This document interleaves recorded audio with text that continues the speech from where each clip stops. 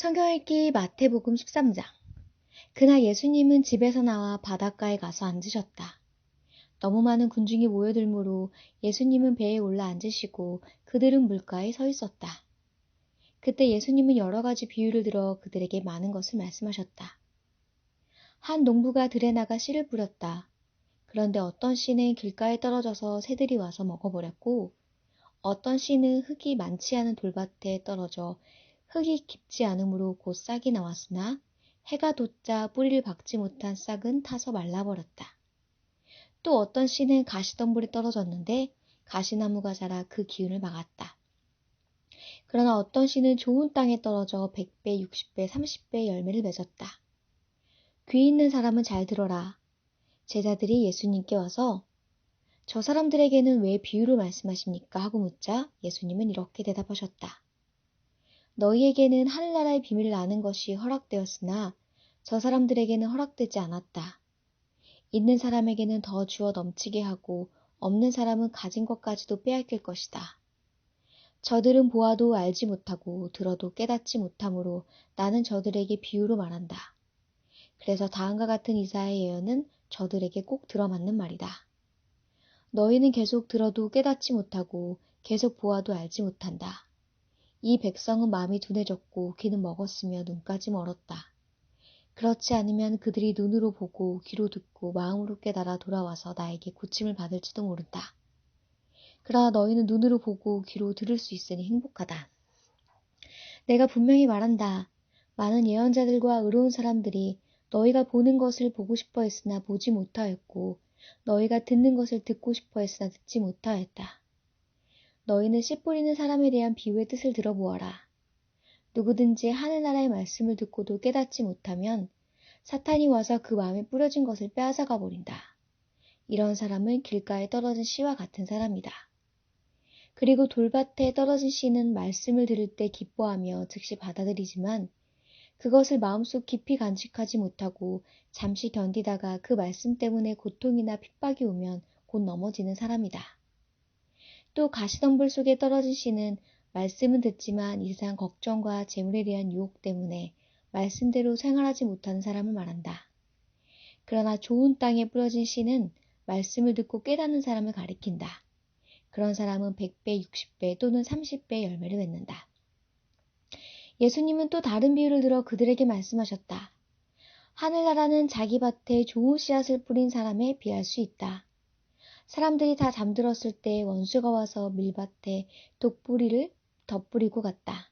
밀이 싹 터서 자랄 때 독뿌리도 함께 자라는 것을 보고 종들이 주인에게 와서 주인님, 밭에 좋은 씨앗을 뿌리지 않았습니까? 그런데 독뿌리가 어디서 생겨났습니까? 하고 물었다. 그러자 주인은 원수가 이런 짓을 했구나 하고 대답하였다. 종들이 그러면 우리가 가서 독뿌리를 뽑아버릴까요? 하고 다시 묻자 주인은 이렇게 말하였다. 아니다. 독뿌리를 뽑다가 밀까지 뽑을까 걱정된다. 추수 때까지 둘 다 함께 자라도록 그냥 두어라. 추수 때에 내가 추수꾼들에게 먼저 독뿌리를 뽑아 단으로 묶어서 불태워버리고 밀은 내 곳간에 모아들이게 하겠다. 예수님은 또 다른 비유로 그들에게 말씀하셨다. 하늘나라는 어떤 사람이 자기 밭에 갖다 심은 겨자씨 하나와 같다. 그것은 씨앗 중에 가장 작은 것이지만 모든 채소보다 더 크게 자라나 나무처럼 되어서 새들이 날아와 그 가지에 깃들인다. 예수님은 또 다른 비유를 말씀하셨다. 하늘나라는 어떤 여자가 한 포대의 밀가루에 섞어 전부 부풀게 한 누룩과 같다. 예수님은 군중에게 이 모든 것을 비유로만 말씀하시고 비유가 아니면 아무것도 말씀하지 않으셨다. 이것은 다음과 같은 예언자의 예언을 이루기 위해서였다. 내가 비유를 들어 세상이 창조될 때부터 감추어진 것을 말하겠다. 그 후 예수님이 군중과 헤어져 집에 들어가 있을 때 제자들이 와서 밭의 독보리 비유를 자세히 설명해 주십시오 하였다. 그래서 예수님은 그들에게 이렇게 대답하셨다.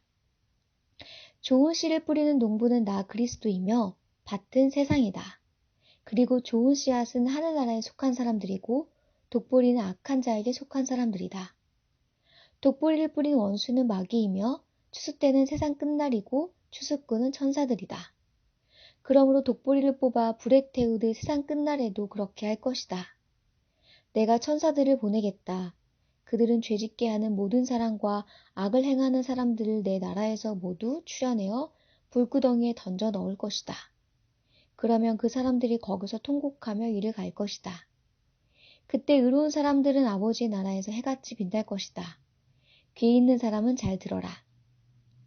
하늘나라는 밭에 숨겨진 보물과 같다. 사람이 그것을 발견하면 다시 감추어 두고 기뻐하며 돌아가 가진 것을 다 팔아서 그 밭을 샀다. 또 하늘나라는 아름다운 진주를 구하는 장사꾼과 같다.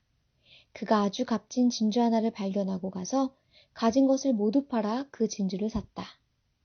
또 하늘나라는 바다에 던져 여러 종류의 물고기를 모으는 그물과 같다. 그물에 고기가 가득 차면 물가로 끌어내어 앉아서 좋은 것은 골라 그릇에 담고 나쁜 것은 버린다. 세상 끝날에도 이렇게 할 것이다.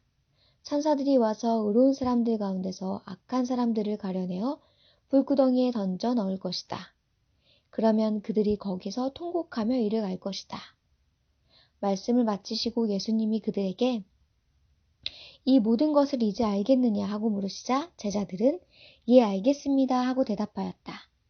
그러자 예수님은 그들에게 그러므로 하늘나라의 가르침을 받은 율법학자는 마치 자기 곳간에서 새 것과 낡은 것을 꺼내는 집주인과 같다라고 하셨다.